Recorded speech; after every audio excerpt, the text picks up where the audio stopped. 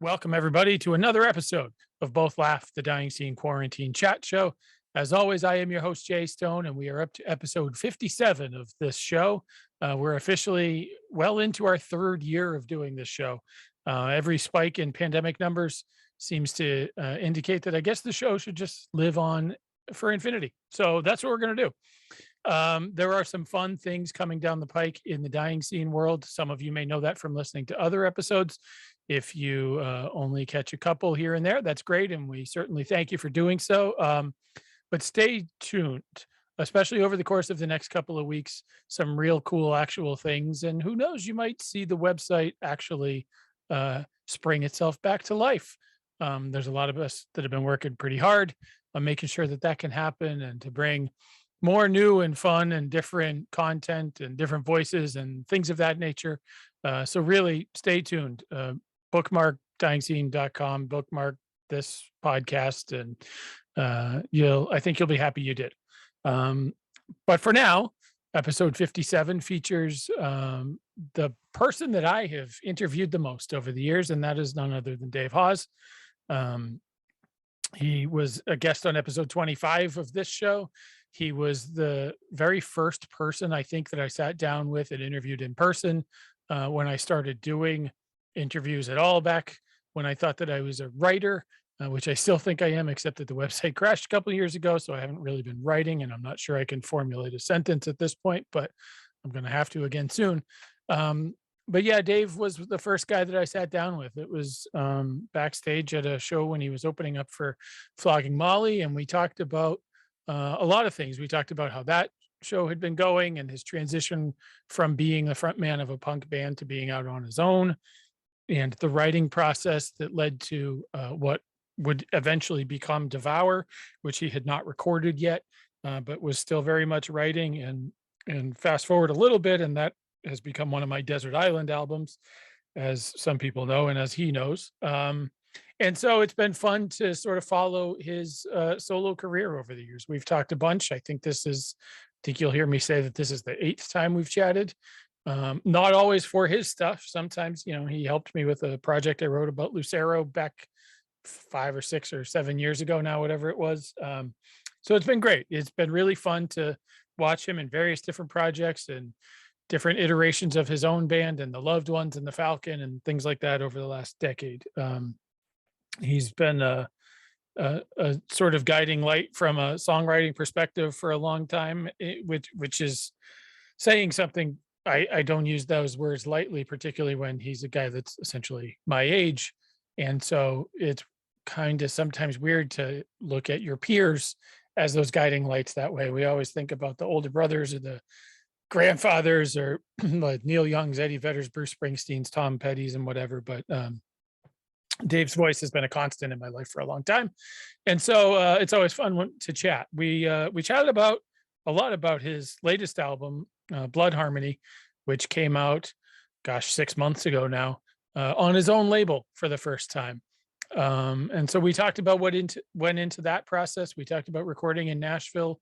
We talked about recording with Will Hoge and the sort of heavy hitters in the Nashville scene that played on this album. We talked about what's coming up for him, for his brother Tim, what's good in the family. We talked about the art of chasing the song, et cetera, et cetera. As always, it's a fun chat with my pal Dave, and I hope that you all enjoy it. Stay tuned right after the intro music, which most of you should know is Kali Masi. They were nice enough to give me an excerpt of the song Hurts to Laugh from their last album, which is called Laughs. The show is called Both Laugh. I think Sam very much got what I was going for, because he was going for the same thing when naming the last album. And so the intro music, if you're only listening for the first time now, is a clip from a song by Kali Masi. And Sam from Kali Masi just turned 30 yesterday or the day before. Happy belated, Sam. Anyway, without further ado, here's the theme music, and then episode 57, Both Laugh, Dying Scene Quarantine Chat Show. Dave Hause. Check it out.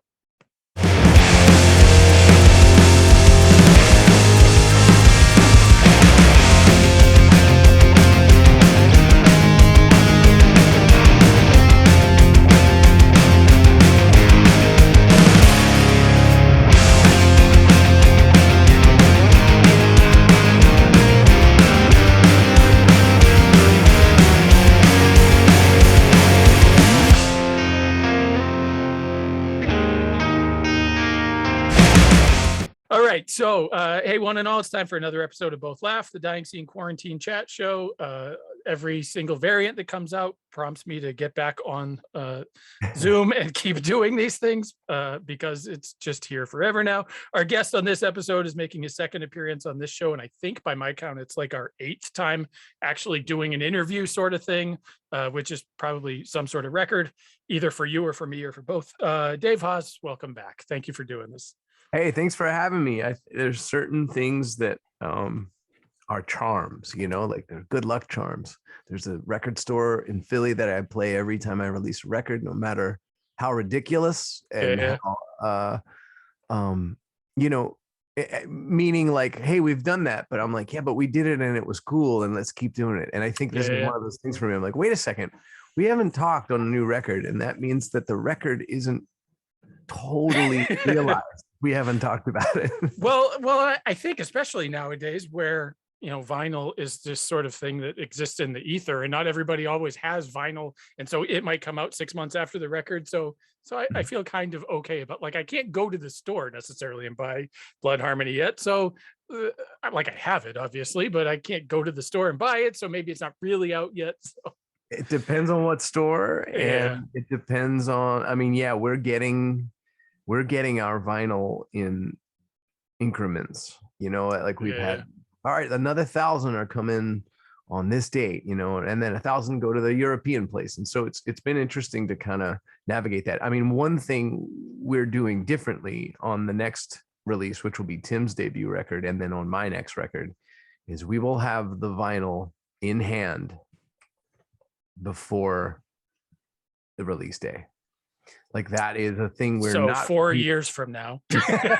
Well, we're planning really far in advance now for this very thing, just because watching kind of how the seas have changed. It's like you got to sail differently. So I'm not thrilled with that paradigm where it's like, the record's out, but the vinyl will be here in God knows when. It's weird. I get it. It's just sort of symptomatic of the business and all that stuff, but like, I don't want to do that again. The next time we say we have a record, you'll be able to like grab the actually go to the record store. Yeah, exactly. So that's that's a weird thing, man. I still go to for new releases and things that I've been fired up about. I'll still go to the record store like day that something comes out. I think that that's like an important thing, and maybe because it reminds me of being 16 and going to get like Pearl Jam albums or whatever at midnight. Not that you can find a store that's open at midnight in suburbia nowadays, but at least they open when they open if they have staff. Yeah, it's important to have rituals that are attached to the things you love, and it's okay if ours are slightly outdated, and I think that's okay. Like whatever makes it the most enriching experience, I think, is cool. What you're describing is someone who's going to go buy an album and then put it on and listen to it very, very closely, which is like, that's the center of the bullseye for us. Like the people who do that, those are the people that I'm sort of writing towards. And then, there are always rings on the bulls. There's people who just want to come to the show and they've heard 6 of the songs and they're like, this is cool. As long as they play 3 of those 6, I'm in. Like that's just always been true. So, but what you're describing, that sort of like real close listen to determine what's happening on an album or whatever a songwriter is trying to say or how they're trying to deliver it. I think that's kind of what you hope for when you put all this time and effort into doing it. Do you think that's true of a lot of people that are songwriters nowadays, or do you think that the way that we consume music has sort of warped that for some people, and because everything is less album centric than it used to be? And I think it's been warped. Yeah. It's inevitable. I think that the technology has always changed the way that we do things, getting back to the steam engine, suddenly you're doing things differently because this massive thing changed it. And we're guilty of that too. And I don't mean guilty like there's an actual value judgment on it, but I guess what I mean is like, I'm doing things much differently than I did even 10 years ago. And certainly when I was in a band, and certainly different from the bands that took me out on tour and stuff. So it it should change, I think. But again, I mean, my level of focus on trying to write, I don't want that to change, you know, just because what we do has a more disposable air to it in culture. It doesn't make it any less important to me. Yeah. And I mean, and I think that can be true for all kinds of things. Like whatever you want it to be, you can keep it that way, even if the whole culture decides like it's less important to them, you know? Yeah, I guess if it's the thing that, or one of the things that helps keep you sort of focused on how you write, then that's a good thing.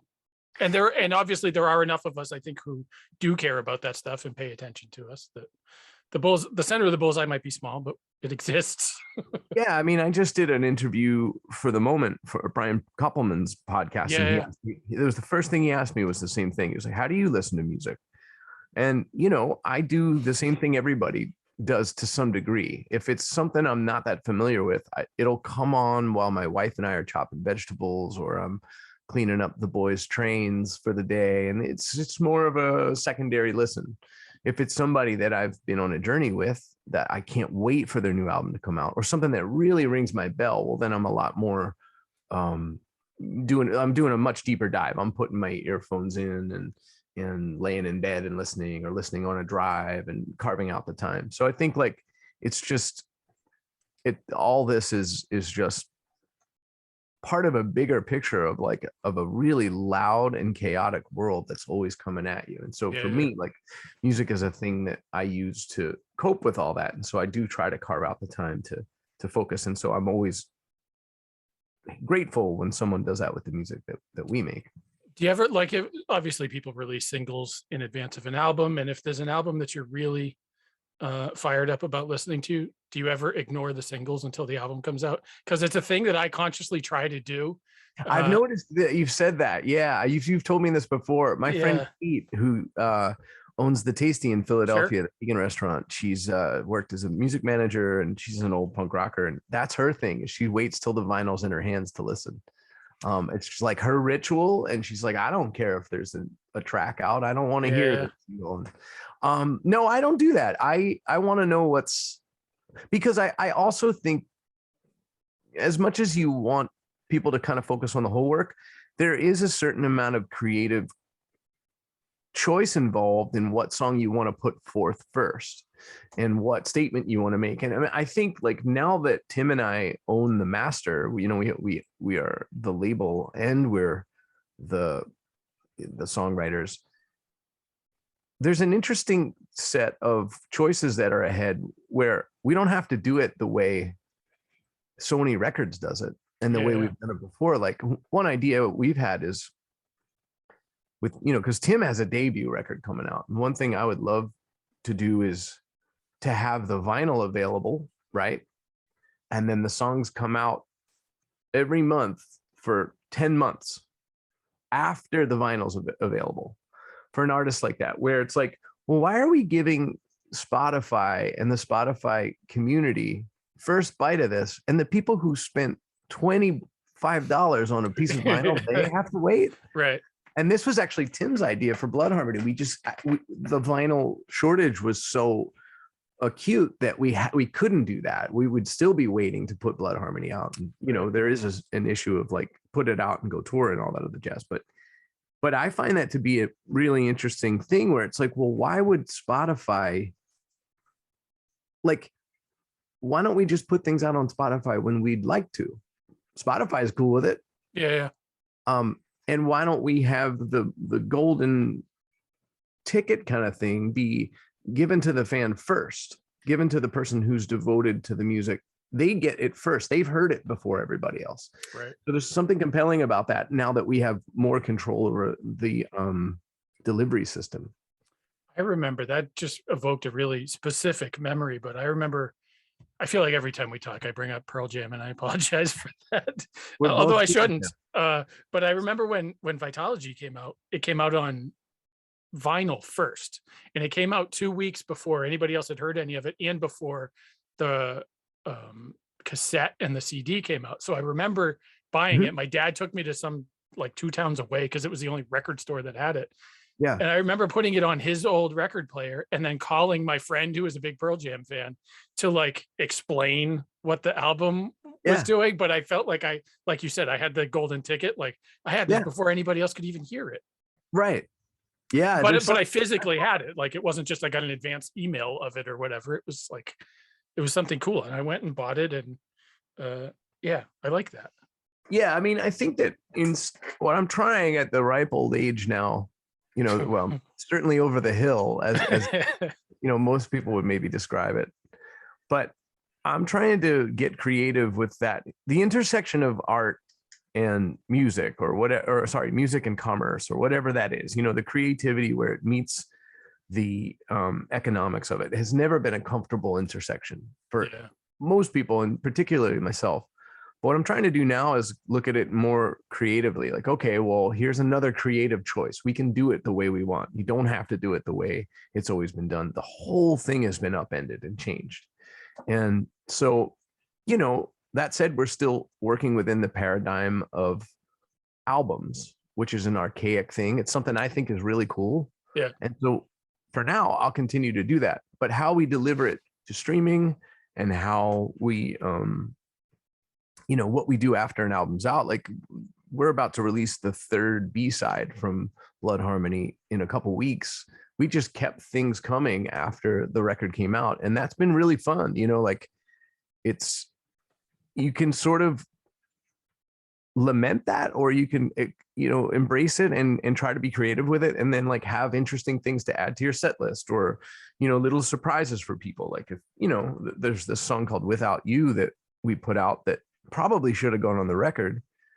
But it didn't, and it came out and people really liked it. And we decided to end most of the shows or open a lot of the shows with that song. And suddenly you get this like whole different impact with a song that at one point you were ambivalent about putting on your record, now becomes like fan favorite. So there's some fun, creative things that you can do with it. And I've been trying to look at it more like that than look at the glass being half full or filled with piss or whatever.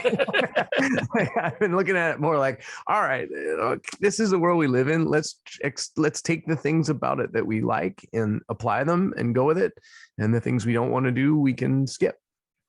Why the decision now to put the album out on your own, as your own sort of label, or you and Tim?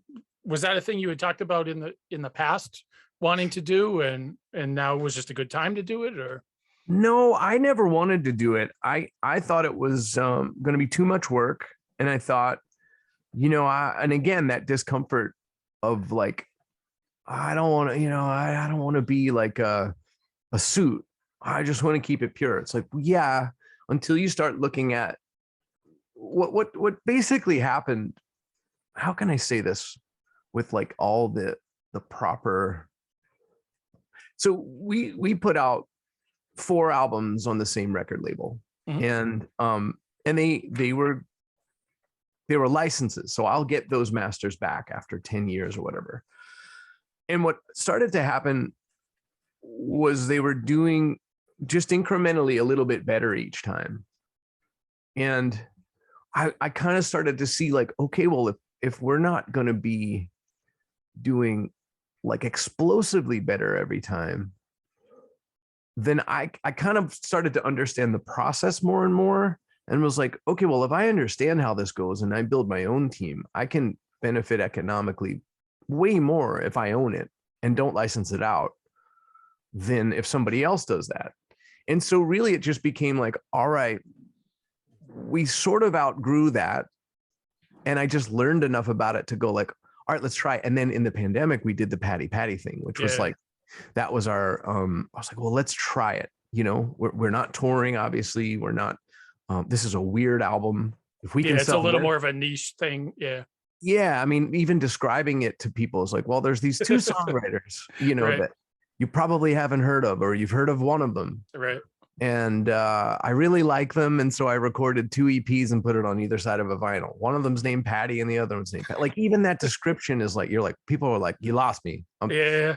But it did really well. And we sold enough copies to where it was like, oh, well, if we can do that on this peculiar indulgent release that I made, you know, passing files back and forth via email with my brother 2,000 miles away, well, we can go make a studio album and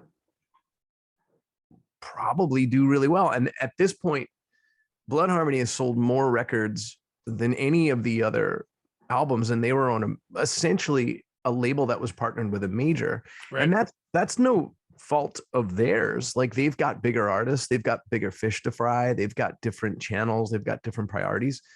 When my manager Alex and Tim and I just stuck our nose to the grindstone and said, well, we want to sell this thing, we want this to do well, it did well. And so just by keeping it and being deliberate about it and strategic about it and creative, it was more successful, and we reap the benefits of that. So it's kind of been really great. It's been really like gratifying and exciting, and gave us the courage to, you know, the reason I was late for this, I was listening to mixes of Tim's new record. Oh, awesome. And that's like, I'm like, oh, that won't put us into the poorhouse. Like, we'll be okay. So it's weird. It's like, it's just been this kind of awakening, and also knowing that I get all the old records back. Yeah. That is great to know that, like, those will be ours and I'll have control of them. And there's other like much bigger artists that do it this way. Jason Isbell does it this way. And who else owns their Sturgill Simpson owns his masters, I think. Like, maybe he's on a major label now, but I don't exactly. I want to say he's 30 Tigers. I feel like that's sort of the thing that people do, is they go the 30 Tigers route when they're sort of doing their own thing. Because I think I've had it explained to me the way that partnership is different. Yeah, it's an artist forward thing. Yeah. Like, you fund your own album, so you're taking that risk, but then they're also they put it in the distribution channels, and they take their percentage, but it's a tiny percentage, and all of the money that comes back goes to the artist and to the artist label or whatever. So that's kind of the nutshell way to do it, and so that's just given us more work, but also kind of more freedom to do what we want, and it's been exciting, you know, like, not to jump right in on the whole business side, but like that's been kind of the backdrop under which, like, that's why we're going in to record my next record soon, is because, like, I'm like, well, let's just keep writing and keep putting out music. Like, if people are excited to hear it and we stand to benefit, and I can spend more time at home with my kids, like, right, let's keep going. Are you going to go back to Nashville again? Well, so I'll pause that question and we'll talk about this little fella. I can pretend I'm Conan or whatever when I do this. Right. And now he's 6 months old, so he can sit up on his own now, Blood Harmony. Yes, he can. That's you recorded in Nashville this time at Sound Emporium. Is that so? Sound Emporium is obviously one of those places that's got a lot of ghosts in it. Are you the kind of guy that, like, knowing who has recorded at a place, whether it's REM, Emmylou Harris, Elvis Costello, et cetera, do you get into like feeling the sort of ghosts in the walls? There, sort of, we were talking before we started recording about places like Fenway Park and whatever, and sort of when you sit there, you can sort of lose yourself for a minute in the history of a place. So do you do that sort of thing? It's not the first sort of place like, with some longevity that you've recorded, but do you feel that sort of stuff when you're recording there? Yeah, I do. I get into that headspace, and I feel, you know, the initial feeling is one of a little bit of overwhelmed. You're like, what the hell is my Philly ass doing here? Right. But it's also like, there's a big encouragement in that. Okay, well, Will, this producer, decided to put it here, and he thinks this room will take the songs that we made and take them to glory, you know. And so we've made sort of a decision through that process, like, no, that is an appropriate place to record. It's not Ocean Way, where you're spending like an enormous amount of money and time and you're on a clock or whatever, but it's a place that sounds really good, and you know, the cast of musicians that we had play on it were certainly deserved to be there. They were incredible. Right. It's a phenomenal roster you have on that, and we'll talk about that in a minute. But yeah, and so to have them all learn the songs and go like, we really love this, or this is great, you know, and like that energy was so in there that that overwhelmed part gives way to like a certain level of like humble confidence where you're like, okay, well, let's do it. Let's do our best. Let's give it hell and hope for the best. And, hope to live up a little bit to the large footprint or shadow that's cast over by all these wonderful artists, everybody from Casey Musgraves to Alison Krauss to, everybody you named. I mean, it's wild. Robert Plant was in there singing it. Yeah. Recently, so you're like, okay. How early in the process of writing and picking the songs that were going to be on the album did you know who the players were going to be? Was that sort of like stuff that Will lined up? For people that don't know, Chris Powell plays drums on the record. He's got a long studio history in Nashville. Tom Bukovac, who has played with Will an awful lot, and we'll talk about Will in a minute. Sadler Vaden from the 400 unit, Jason Isbell's band, the one and only Garry W. Tallent, which when I saw that, I was like, holy shit, especially as like a Jersey or Jersey adjacent guy. That's pretty fucking cool. It was really cool. But how early in the process did you guys have them lined up? And when you get into a studio with guys like that, do you say, okay, play what Tim and I wrote, or do you give them the freedom to sort of like, you're Sadler Vaden, you're Garry Tallent, kind of like if you want to change directions or do something else, go ahead. You would be crazy to not let those guys bring ideas to bear, like why have them if you just want them to play exactly what you want. So yeah, they had freedom and a lot of cool things happen that way where they're like, what about this? Like, yeah, that's cool. That's a great little voicing of the chord, or that's a great little bass line, or yeah, maybe we should play it with that feel. And so in a lot of respects, having that band there took a few of the songs from the treatment you hear on like North Star, Little Wings, and Leave It in That Dream. More of the songs were meant to sound that way initially.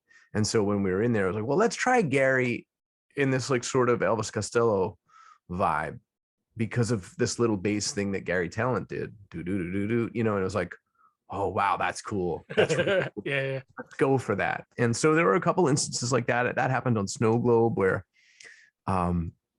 where Sadler said, like, you guys like Soundgarden, right? And I was like, yeah, of course. And I was like, how's he gonna take the song? What's he mean? And he was like, let's just on the loud part go full loud. And it was like, right, yes. And so there were instances like that, but in terms of the process of knowing when they were going to do it, I didn't believe they were going to be there until that morning, because until they walk in the door. Yeah. Because it's like, it was pretty late. And Will's pretty chill, like on the Zoom, he was like, well, I'm thinking like we could call Sadler. And I was like, oh, that'd be cool. He's like, I'm thinking Garry Tallent for bass. And I'm going like, yeah, I think you're gonna do this. And then even Bukovac, I was aware of who he was through his like quarantine guitar lesson thing. And he's like basically the best guitar player in Nashville or whatever, the best guitar player in the world. Right.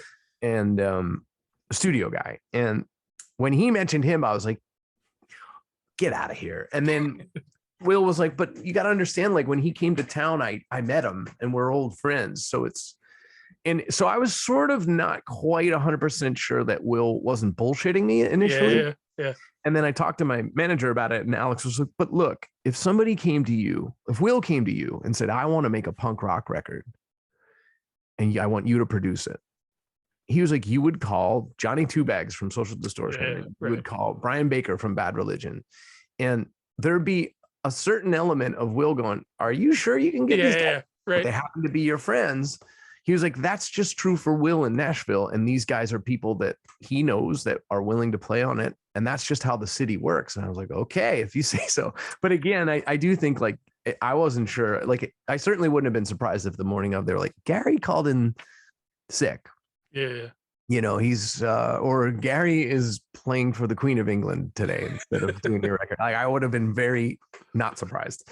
So it was wild. It was a really fun experience. And I mean, I think that the whole Nashville thing, it's just where so much music is concentrated now. So many of the studios in Los Angeles and New York have closed. So many of those engineers have moved to Nashville because it's still a place that has its target on pointed towards the radio. Mm. And that's where so much money is made. And so therefore they can sort of have this whole industry that revolves around music still, because they can still get country songs on the radio. Right. As that changes, we'll see what happens to the town, because the town has really exploded. But it's not really just country music at all. It's like all kinds of music gets made there now. And because of the concentration of talent in studios and equipment and all that stuff. So we'll probably continue to go there based on the network we have now of people, and just knowing Will and David Axelrod, who mixed and engineered the record, those players, like we'll probably, and there's also tons of songwriters there. So Yeah. it kind of makes sense to go there, because it's easier to do than try to organize it in Los Angeles or Philadelphia or something like that. I mean, it can be done, but just faster and more efficient to kind of go there and work. How did you and Will hook up? So Will's obviously, for people, I would assume that people know who Will Hoge is. He was guest on episode number 12 of this show. So some people should know who he is. He's obviously this really amazing and witty and smart and powerful songwriter who's done the Nashville songwriter thing. So he's written songs not just for himself, but for other people. And I'm always fascinated by how that world, the actual professional songwriter world, works too. But I know he's produced his own records. I don't recall him producing other people's in the past though. So how did you guys cook up? Did he? Yeah, he produced a Stephen Kellogg record, I think, and maybe a couple others. But I was mostly basing my faith in his production on his own records that he had produced. And basically just like the Zoom that we had. I mean, it's not that interesting of a story, just in that we have the same booking agent and the same manager. I'm meaning, like, we didn't like meet one night at a gala event or something off. Like, it was more like Alex, he manages both of us, was like, you should have Will produce your record. I was like, okay, we'll take a call, like if he wants to, does he want to do it? And Alex was like, yeah, he said he'd love to. I sent him a couple of the demos, which I was like, why did you do that? And those weren't ready for people to hear. And he said, oh no, he really likes it. And so we just hopped on a Zoom, and, Will could charm the pants off of just about anybody. So I was smitten. I was like, oh, I love this guy. He's basically like my Southern cousin, like who's, and who didn't come up on punk. Like he's, like at one point we sort of had that conversation. I was like, so what's your understanding of the punk thing? And he was like, Social Distortion, the Ramones, Bad Religion, and Green Day. And I was like, well, they're kind of all the best at it. You don't really need any. Like, what? I was like, Fugazi. He was like, no. I was like, check out Fugazi, and then you're good. Basically, he brings none of that baggage. He brings none of that stuff, but he also doesn't have that community. So it's like, it's interesting to kind of work together with somebody who is just totally not at all from that world. I mean, he's open for Social Distortion and all that other stuff, but yeah, so that was really fun to meet him. And I mean, we connect mostly on Tom Petty and stuff like that, like that's his guiding light, just as it is mine. And so, yeah, we just hit it off. We're still hitting it off. We're going to announce some tour dates together pretty soon. And he just came out on tour with us through the West Coast. When we started touring on Blood Harmony. So yeah, it's a great relationship. I can't remember what my introduction to him was, if it was through opening for Social D or maybe through a Lucero. I feel like all of everybody I know is sort of like through Lucero tangentially, at least the last 10 years or so. Because they've played a bunch of shows together and whatnot, have they? Okay, I didn't know that. Yeah, I've seen them together, and it was in Memphis, actually. So maybe, I don't know if they actually toured together or just did a couple, like he did Block Party a couple times, I think, down in Memphis. Okay. Yeah. And there's this really crazy story involved in some of that. But so when I heard that he was producing your album, it took me a minute. I went, well, that actually sounds perfect. Because what I know of Will and how he writes and how he is as a person, and what I knew of you, obviously who you are as a person and a songwriter, I said that makes an awful lot of sense, actually. Like Yeah, there's sort of this yin and yangy thing going on. And yeah, that in that totally. he's sort of started in, obviously, in Nashville and in the country and Americana worlds, and but has sort of, he does have his like tentacles in the punk rock world since the Social D thing, especially, and you've kind of gone the other way with it. I was like, that actually might be perfect. Yeah, and I think it was in that sense, like he was able to bring a sensibility that um I've been searching for, and then also encouraged a lot of the rock stuff that I was maybe trying to tame a little bit. Like when he was like, there were points where he was like, no, go all in. And which is why I think on Blood Harmony you don't just have totally a gentle record. You don't, there's Snow Globe and Gary and Carry the Lantern and stuff like that. There are up tempo rockers, and he just is a serve the song kind of guy. The other thing that was cool though is like he doesn't drink, it never has, so he's not like a sober guy, but Mhm. just not in that world. His wife is a therapist, and so is mine. Mhm. He's got two sons, which Mhm. is, they're older, but like there are a lot of similarities, and he's just a little bit older than I am too. So there was a little bit of like the big brother thing, it was like he got started a little sooner than I did, and he's kind of seen things from a much different lens, essentially doing the same thing, Mhm. like just making up songs, putting them on records and putting them out. He had a big hit in about 10 years ago with a song called Even If It Breaks Your Heart. So that's a really interesting kind of,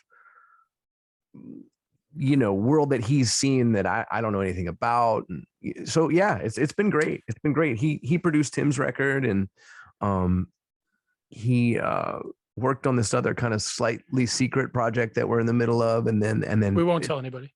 it looks like, I have a meeting actually after this interview with him about my next record. So Oh, great. yeah, we'll see. We'll see if hopefully he still wants to do it. I can't imagine he wouldn't, particularly because of the way Blood Harmony came out. It's not just a great record full of songs, it's a great sounding record. And Thanks, man. I Yeah. think that you all obviously did a good job. And I think you've referenced Snow Globe a couple of times. And I think I texted you maybe the first day I heard the song, actually probably driving home from that show in Shirley, the middle of Yeah. effing nowhere.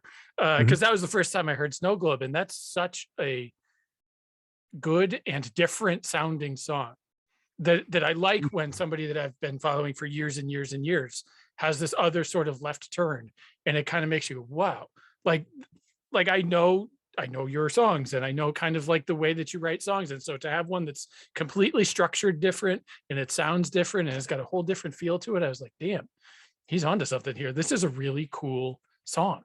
Thanks, man. Yeah. There's been a lot of people that have followed for a long time, really gravitated towards that song. And that's cool when you take a left turn and people follow you. The next batch of songs has a couple more left turns where it's like, wait, what are we doing here? Well, that sort of Um, brings up a thing that I wanted to talk about in reading. I read a lot of the press about the album, which I mhm. don't always do.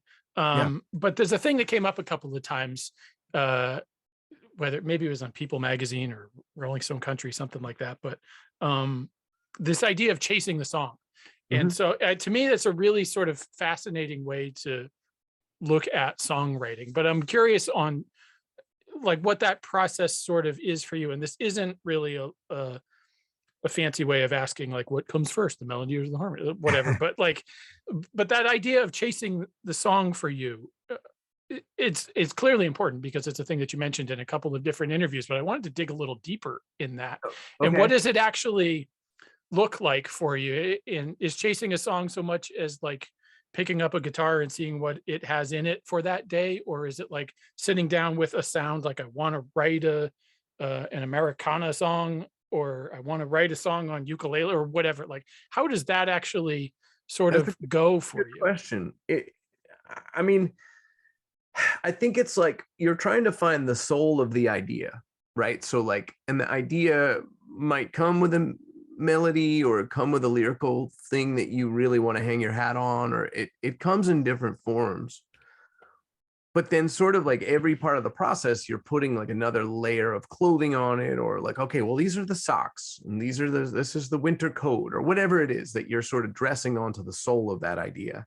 And which is, I don't know, maybe if you read this in print, it's going to look ridiculous, but ultimately you're just trying to find, I mean, now that we're in sort of this cycle of like writing songs, recording them, and then touring them as part of the enterprise of being a professional or whatever, you have less time to get to the soul of it, because you do need to put out an album, or you do need to go on tour, or you do need to just get that song played. So you have to settle on the best chords in that moment, or the best.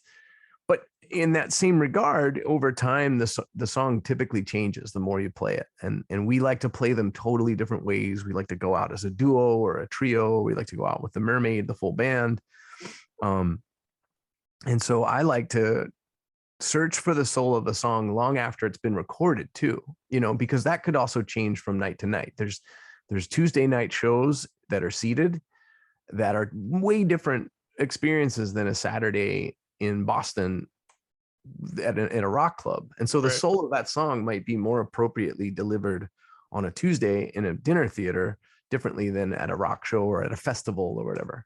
So I think when I say like I'm always chasing the song, like I'm chasing the song after it even gets recorded, because there's also errors that get made, or judgments that weren't right for it, or there's this story you might have read like years ago. We hadn't played with Fallon for a while, and we went out on a European tour, and he hadn't heard Shaky Jesus. He was walked through sound check and heard it and was like, what is that? And it was just Tim and I playing it super finger picked. And he was like, this is the song. Oh my God. And I was like, what is he talking? This song's been out for a year. Yeah. It's not a hit. Like, what's he so worked up over?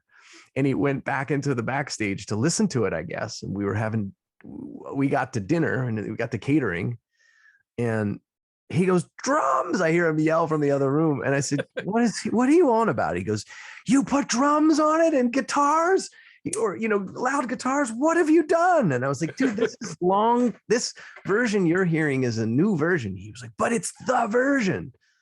And so, that's funny. Yeah. And that, we were.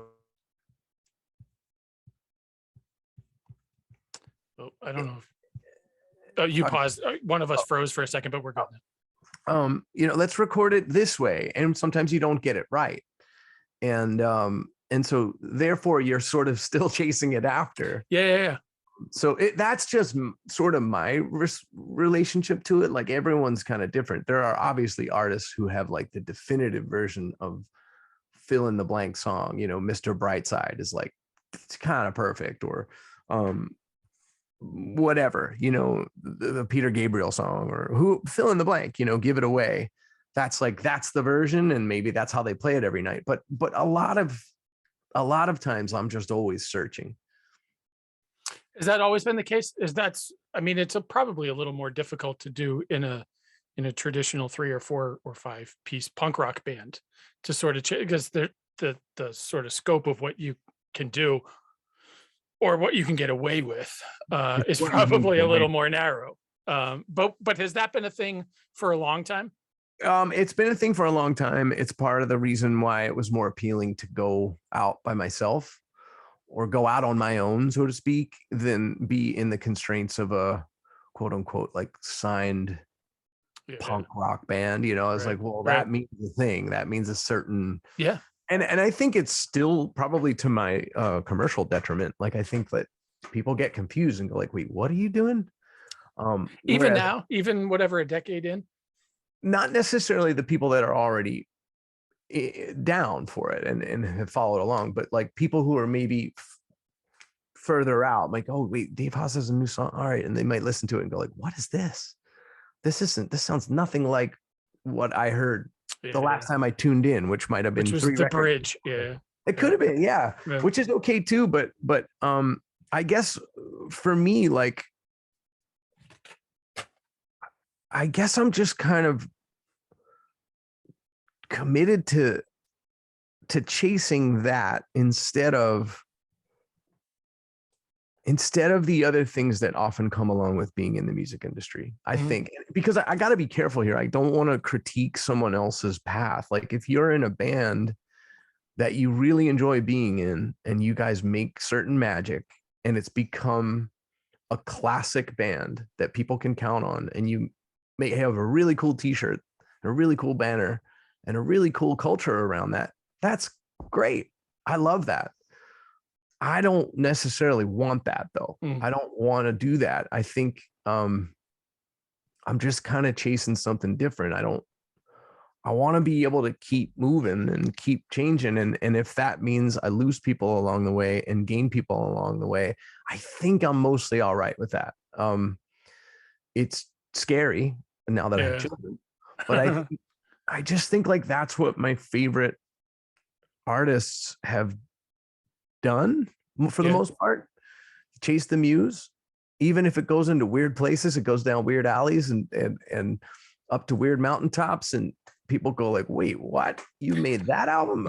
That's okay. You know, like hopefully the true north of what I'm doing does stay the same, and the people who are interested in that come along for the most part. And I think that's just kind of the way I want to do it. And it's okay if it's different from even some of my dearest friends. Like that's okay.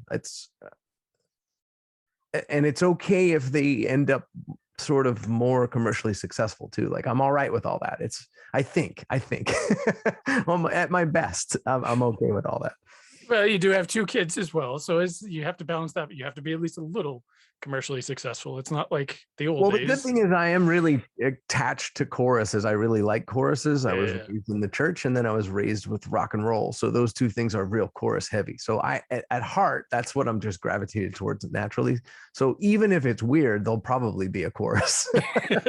there's still going to be some whoa-oh-ohs somewhere there'll be something that you go, oh, that's a hook, you know, just because I do have that, like, you know, I grew up when Reckless came out and Thriller and all that kind of stuff, you know, so like it's just, I love a certain element of pop that, you know, the song's not done until there's something you can kind of sing, or at least I can remember, you know, I got to be able to remember it, which means it has to have some hook that's at least suitable in my estimation. So I think that's the thing that the Souls did probably as good as anybody in the punk sort of side of the thing, is they're from Jersey still, so they are Jersey rockers who happen to be in a punk band, so they can write Jersey rock songs that have a bunch of whoas, and there might be 3 chords or whatever, but I feel like they did that thing sort of as good as anybody. Oh my God. And they're sort of what I'm describing as a thing I don't necessarily want. Those are dear friends of mine who have that thing, and it's incredible. And maybe because I was so close to it and didn't have it, you know, when I was in a punk rock band, it was more, it wasn't my best friends that we came out of high school together. And so I've seen like the greatest iteration of that in TheBouncing Souls. And I'm like, well, that's not what I have. All my high school friends got jobs. Right. They tapped out of this. Yeah. And maybe that comparison makes it, I'm like, I'll just go do my own thing, because I certainly can't join their band. I mean, maybe they'll let me someday, but they haven't let me join yet. But yeah, they're wonderful at it and magical at it, and still put out songs that I'm like, oh, I got to hear the new soul songs, because, you know, they're songwriters at heart. So yeah, and they're certainly not afraid to sort of take some chances as well. It's not all, you know, 3 chords. No, it's not all. Yeah, they're ultra creative, and they have a fighting spirit. They have they're not necessarily what I mean by it. I just meant like that path of like, we're staying in the band, and the band, you know, like I don't know. I want to keep moving, and I want to move lean and mean. And if I want to play it quiet, I want to play it quiet. And if I want to play it loud, I want to do that too. So like, I just like the freedom of like kind of being able to paint with whatever brush I reach for, that I feel like is the most compelling one. Now, granted, like you could make a case that doing that limits your points of access or something. Mhm. And that's I guess, but I mean, I guess I wouldn't want to do things that would pander and then have that not work, because then nobody's happy. Ooh, yeah. So, Oh man, like let's put the extra whoas in there and just play it with loud gain and fast drums and then people don't like that. You're like, well, that's not the way I wanted to do it. And right. I don't know. I shot myself in both feet. Right, exactly. So I think like that's been my approach. I don't know, man. It's such a hard thing to know. And so you just, I guess, like in the moment, it's like, well, the song isn't done yet is kind of what plagues me. Okay, I don't know. That's not exactly right. It's not exactly what I want to say. It's not exactly how I want to say it. And then when you get over that hump and it's working with your piano or your guitar or whatever, then it's like, all right, well, let's try to record it. And then you're essentially trying to solve that same problem. All right, it's not exactly the way I want it to feel when it comes across the speaker. And then hopefully you solve that problem. And then your next challenge is like, well, how do we want to present it to people so that they understand? And hopefully along the way, you made it sturdy in those other instances. And then people go, oh, I like this. So it's just it's a really weird job. Do you write mostly on the acoustic nowadays? I mean, is it easier for purposes of being a dad? Oh, okay. I always have. Yeah. The last time I wrote loud electrically, there's a couple times it happens just because like I'll have a guitar out and the amp on, and which is increasingly less so. And then a song will come. But even back in the Level Ones and even in Paint It Black, I was writing on acoustic guitars. Oh, wow. Yeah, so it's just, I don't know. They just kind of hang around easier. There's less to do. Like you can grab it, do the idea faster. Yeah. The Paint It Black stuff always sounded weird. But a lot of times, like when I was just sort of adding ideas to Dan's like hardcore songs, I was looking for like a hook part.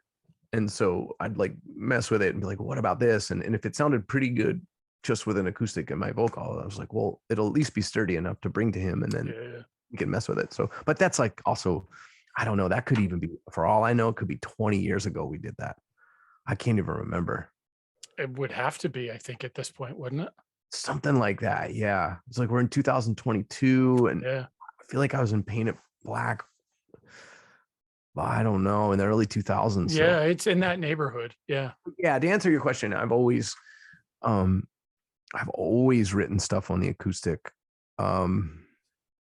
with some exceptions. So there's a good amount of songs that I've written on piano, and then there's a good amount of songs where I just happened to grab an electric guitar and a riff came out, or a song kind of poured out. But it's mostly done like the sort of crafting of it and like, oh, does this work? Does this not work? Is with an acoustic in hand.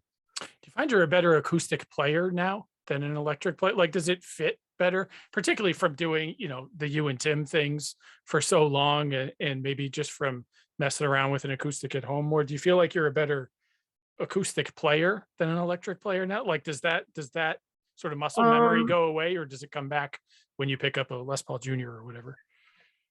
I mean, I think that the thing I've done the most in my life is probably in formative years, it was play loud. And so I just am naturally, I gravitate towards that, but I don't think I'm particularly good at any of it, frankly. Like, I mean, I've gotten better at my guitar playing, my electric guitar playing, my acoustic guitar playing. Certainly that part has really improved from where I started. But I mean, they say comparison is the thief of joy. And so I'll preface this statement with that. And so it's important not to compare.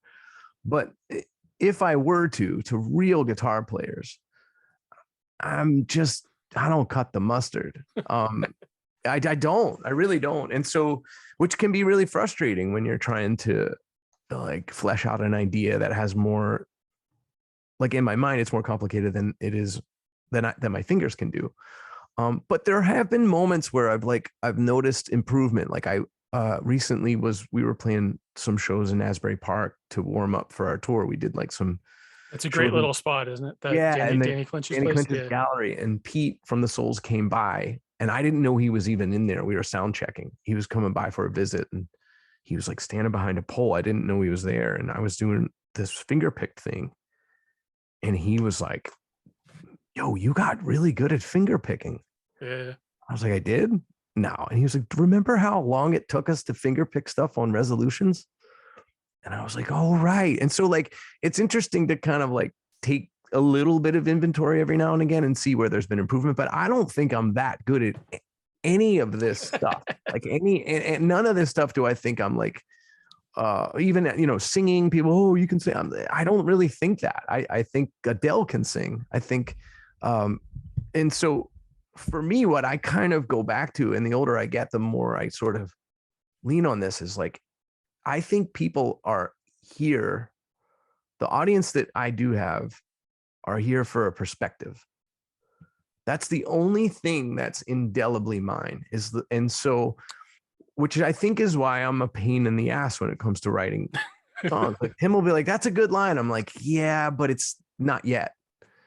And so he sort of painstakingly will like abide that. Now that we've written lots of songs together, he's like, okay, if it's a Dave song, we're gonna have to really, it doesn't just rhyme, it's got to have this other element. But I do think that, you know, if I can't offer exemplary guitar playing or expert singing or, you know, great soloing, all the things that people seem to like, maybe I can offer a perspective that is unique, and that's what seems to keep me engaged in a long conversation with the audience, and that's a compelling thing. You're probably right about that. You're probably right. I could say, although I will say that I remember years ago when the last Falcon edition came out, I remember having a conversation with Brendan Kelly about your guitar playing, and about both of us going like, I knew he was a good guitar player, but I didn't know he was that good a guitar player. Oh, please. It was really like, nice. but I think it may be because like your focus was being the guitar player in that band and not necessarily being the storyteller and the songwriter and frontman. And so, but he was like, he went on and on about how impressed he was with the stuff that you wrote. And then when he was like, maybe that's not what I had in mind, like completely rewriting stuff and changing it. And he went on and on about how like wonderful and underrated a guitar player he thought you were. That's and really cool. That's nice of him. I mean, I also think that you know, that's funny you say that he was complimentary, because I intentionally brought guitar influences I knew he would hate into that band. Yeah. Because, you know, he's like a real dyed in the wool kind of punk rock guy, right, in terms of like a lot of his aesthetic. And there's certain things when you're like of a certain age and a certain set of tastes that are just not, you are not into Pearl Jam, you are not into Primus, you are not into Jimi Hendrix. And I know that he hates Primus. I think he doesn't like Jimmy. I don't remember what his tastes are exactly. Yeah. But I remember us talking about what he wanted from the guitar angle. And I was like, well, here's what you guys have already done. I can kind of understand that, and I can kind of replicate it. But here's what I'm thinking we can add. And he was like, oh my God. And even sitting there tracking the guitar, I would come up with an idea that he would like. And I was like, I just totally stole that from Primus or Pantera or something. And he'd be like, what? That's where you, and I'm like, yeah, that's what or the Isley Brothers, or he probably likes the Isley Brothers, but like stuff that was totally outside of what he was, the sort of genre constraints of what he was writing within. And it was interesting how much he liked those flavors when they were like put in kind of like square pegs into a round hole. And so it's funny that he ended up liking it that much, because I think the source material for me was so totally outside of what he would have been happy with, you know, like, get this shit out of here. Although I guess maybe if you were making a Lawrence Arms record, that stuff wouldn't either fit or wouldn't fly, but maybe because it was a Falcon album and because it's by nature going to be a little weird and car crashy in some ways, which I mean in a good way. Yeah. Then maybe some of that stuff kind of works because it's completely outside of his sort of twisted brain. Yeah, I was trying to go. There were also like cartoon influences in my guitar playing, where I was like, let's try a Woody Woodpecker thing here, or let's try like you know, when Bugs Bunny pushes Elmer Fudd down a flight of steps. Like there were things like that where I was trying to do on the guitar, because the song had a certain level of chaos that it's never going to show up in my work, that I was like, well, I see what you're doing here and it's mayhem. Let's double down. and it was fun to do. Yeah, that was the most fun of that project, was actually just driving into Chicago with my Telecaster, showing up to the studio and just getting super weird in that studio for like a day or two. That was like, to me, that was like the most fun of doing that. The shows were fun too. There was all this other, it was nice to play Riot Fest or whatever that was. And, the different things we did with that were cool. But I really liked the creative element of like Brendan kind of sitting on a couch and me and the engineer and me being like, what do you think of this? Because I would say like 75% of the ideas he liked, and it was fun. And it was like, there was no stress. We didn't care about the outcome. Yeah. Or at least I didn't. I was like, whatever, let's try this. I think he talked too about like both you and Dan about like, he has his idea of what weird is or whatever. And then to hear both of you guys sort of give your interpretations of what he thought weird would be. But then it turns out the stuff that is actually weird is really just because it was like a Primus riff or whatever. Like, so not doing what Brendan thinks is weird, but just doing whatever, but he'll think it's weird because it's not his lane. So that's an interesting sort of backstory. Yeah, I would like to do more projects like that where I'm put into a different role. I mean, even to some degree, like Tim's record is like that. I didn't go to the tracking of it because I didn't want to put too big of a thumbprint on it. Like I wanted them to kind of do their thing, and what they got is not what I would have gravitated towards initially. And that would have been an error. Like what they got was so cool because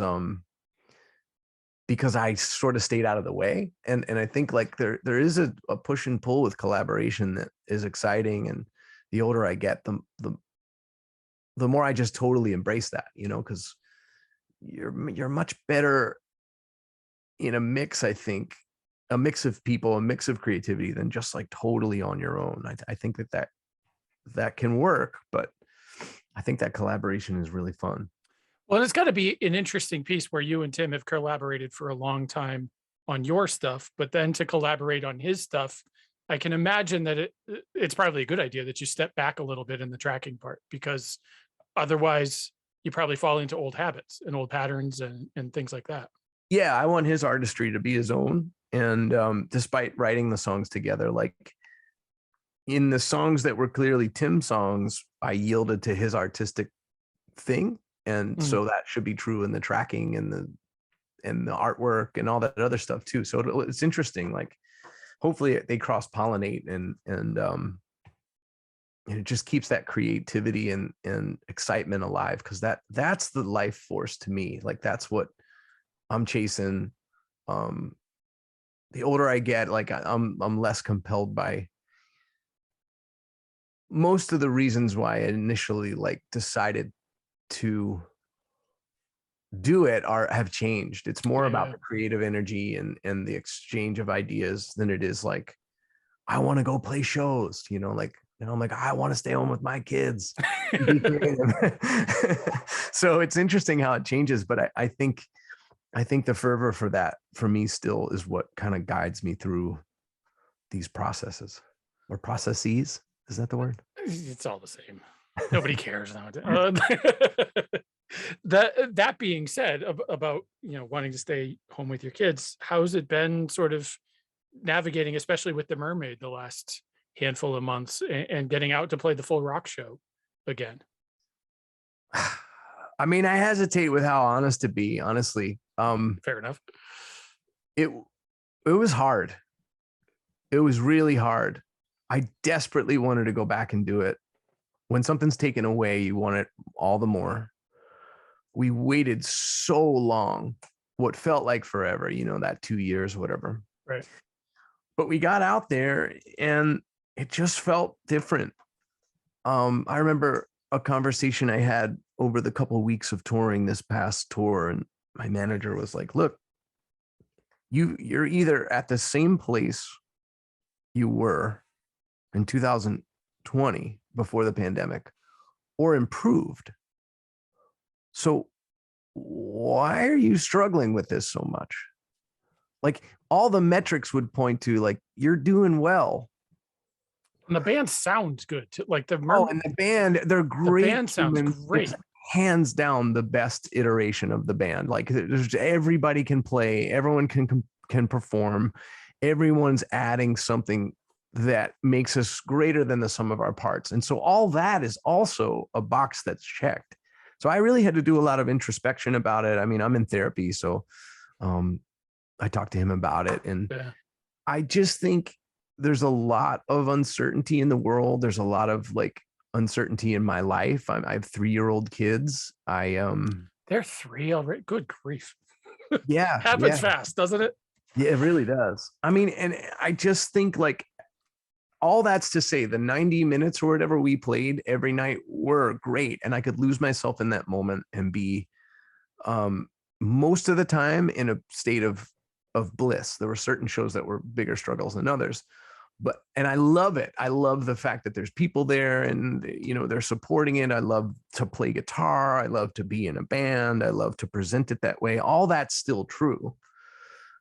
The logistics of touring, the amount of mental health that gets put into question when you do it, your physical health, the lack of sleep, the distance from your family, all that really, really, really wore on me. It was hard. It was hard to reemerge and assume it was going to just be wonderful, perfect. Yeah. Coffee in the morning and rock and roll at night. Yeah.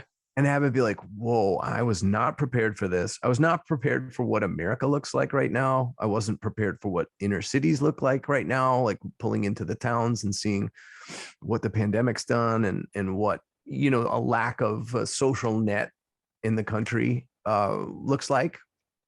So it was a lot. It was a lot to process. And I think, you know, there's a lot of other bands touring all at the same time, and COVID's still sort of ripping through certain tours and preventing people from earning portions of the tour. It's just very, very, very complicated still from my vantage. Mhm. And so it was bittersweet. And I'm really looking forward to going to Europe, but also sort of ironing my resolve for like, okay, this might not look the way you think it's going to look. Is Europe Mermaid or is Europe you and Tim? Yeah, we're essentially touring with the band through October 1st. Oh, okay. And then we'll switch into duo mode for a while. Winter mode.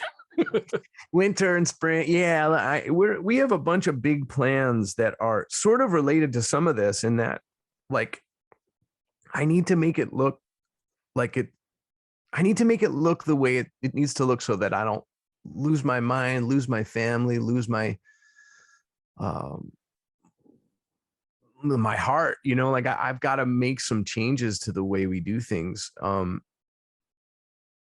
Because it just, things change, you know, like, and that's okay. Like, I don't, again, like getting back to some of the things we talked about earlier, like, I don't want to go out and necessarily, I don't want to go out to the detriment of my health or my family's health. I have to like make that kind of all look the way it needs to look as my children develop. Like once they're in school, I think it's a little bit of a different thing, but these couple of years are precious, and I got to be careful. So we'll pivot a little bit. You'll see the band again. But once we're done with Europe, it'll be a minute, I think, until we navigate those waters. I think we're going to need a specific reason to kind of paint with that brush, and then we'll go back and forth. And I think that'll just keep things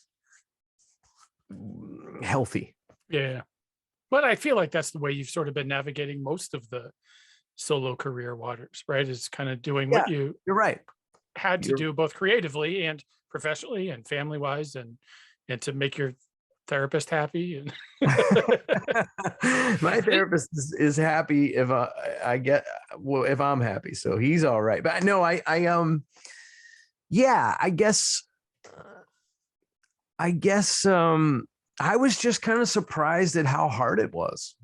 I kind of, and maybe I'm just feeling my age. I just felt like, whoa, I got into a really good routine at home with my kids. And I was like really healthy. I had done this like fitness regimen, and I was eating really healthy and getting sleep finally after all these years. And then to kind of go reverse most of that just by virtue of being out and in a different town every night, I was like, whoa, this really kind of blew me out of the water. I need to get my sea legs back. I feel like So, it's been weird going to shows, to be I honest bet with you. tell me about that. Yeah, and there's frankly there's a lot less than I have gone to the last couple of years anyway. I mean, I've seen you a couple of times.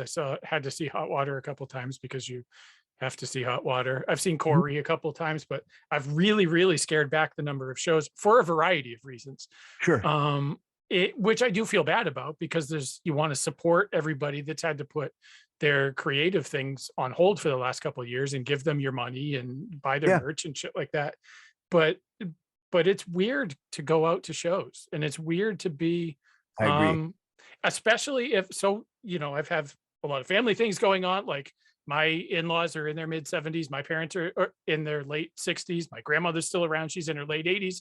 If I Yeah, want to see those people, then I don't want to kill them, sure. so like I don't want to bring something to them. So then you really have to sort of pick your points where you're going out, and is like, well, okay, if my father-in-law's birthday is coming up, or if Easter's coming up, or if this event is coming up that I'm going to be with people, maybe I shouldn't go to shows as much those couple weeks beforehand, so I don't either get sick or bring something to them. And it's this weird calculus that goes into Yeah, what show you're going to go to, when it used to just be, oh, am I working on Thursday night? Is my kid at basketball on Thursday night? My yeah, wife's home to watch the kid. Oh, so I'll go to a show. But there's a whole lot more layers. And then even being out amongst people, yeah. I've done a few because of what I do for work. I've been at a few conferences the last couple of weeks amongst other professionals, other therapists, case managers, things like that. And it's everybody's excited to be back out, but Mhm. everybody's still kind of weird. Oh, Is the best exactly, word I man. can use. And the anti-mask people and the pro-mask people. So you add that to it, and the whole politics around it, to use small p politics. Like it's a weird time to be out in public at a place other than the grocery store, and even that. I agree. I'm also just like, we had this opportunity to slow everything down for better or for worse. And I feel like, we're stepping on the accelerator so hard now. Yeah. that, I kind of started to get used to the a little bit slower of a pace. Well, and now we're in our mid 40s. Well, there's that too. Yeah. I Yeah. mean, I think that might be more of it than I'm That kind of giving we it fair we due. hit pause on what we were doing, except that now we're 2 years older trying to do it, to go Well, back yeah. out into it. Yeah. Inertia is a thing, like It certainly staying in is. motion is a thing. And when you stop, it's harder to push forward. And so, yeah, I mean, I'm just trying to work a lot of that out, figure out, not throw the whole baby out with the bat, not like I'm quitting and becoming a fill in Yeah. the blank, whatever that would be. Going back to contracting, I'm not necessarily saying that, but I No, am. the cost of wood is so high right now. Yeah, but as a contractor, I'd Well, make that's true too. percentage of it. No, That's true I don't too. know. I'm do have a deep gratitude for being able to do this.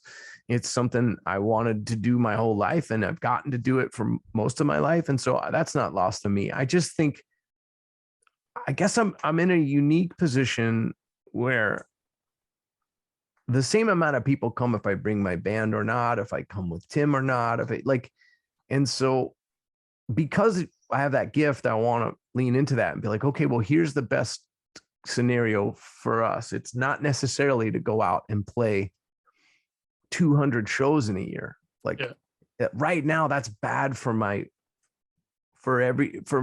whole enterprise, Yeah. for me as a human, for my wife, for my kids. Like I can't do that.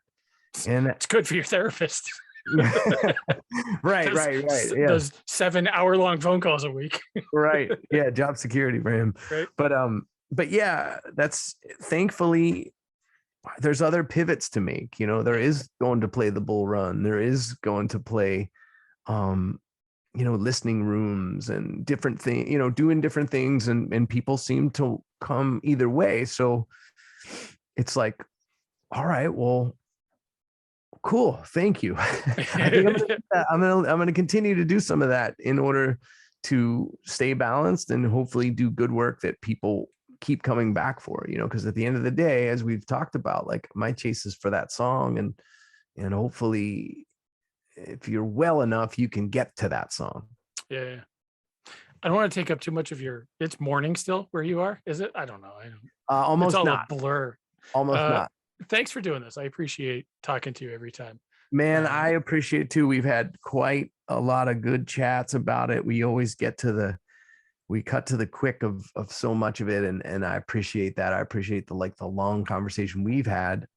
You know, as I've tried to have a long conversation with the audience, and I mean, I appreciate it, man. 8 or 9 years worth of conversations. It's fun to sort of watch, because I go back and read my own work sometimes, rarely, because then I critique myself and imposter syndrome and that whole thing. But I'll look back at the conversations we've had. I'm like, man, some of that was really cool. Really cool, man. I agree. I always feel so comfortable, and you're one of the people that understand the work, and I feel like you invest the time, and so when we can talk about it in a different way than I can with some. So, and I appreciate that. I try to talk to people that I'm really interested in, and that do things that I'm really interested in. And so I don't necessarily talk to everybody, although I'm trying to be interested in more, and I'm trying to so we're relaunching Dying Scene, where we've got a bunch of new podcasts sort of under our umbrella now and doing the whole thing. And we're trying to bring a bunch of different, we don't need 12, 40-year-old white dudes talking to each other all the time. Like, we need some other sort of perspective. The problem is that 40-year-old white dudes are really into talking on podcasts right now. So, it's the thing. I have the sound of their own voice. The beard and the little Sennheiser microphone. I'm like the mid 40 starter kit.